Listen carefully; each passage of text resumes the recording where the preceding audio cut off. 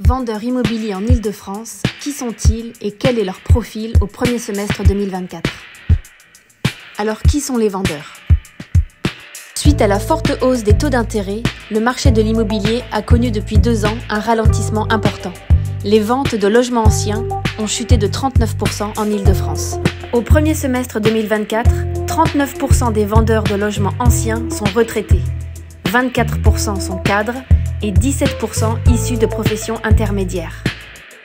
Les autres catégories socio-professionnelles ne représentent que 20% des vendeurs. En 2 ans, le nombre de ventes a reculé pour toutes les catégories socio-professionnelles. Mais certaines ont fait preuve de davantage de résistance.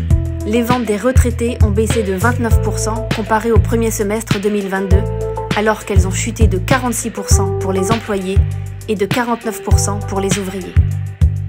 La part des vendeurs retraités a augmenté dans les ventes, plus 6 points en 2 ans et plus 10 points en 15 ans, de 2009 à 2024.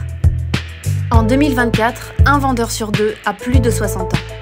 Les 40-60 ans représentent 34% et les moins de 40 ans, 16% des vendeurs.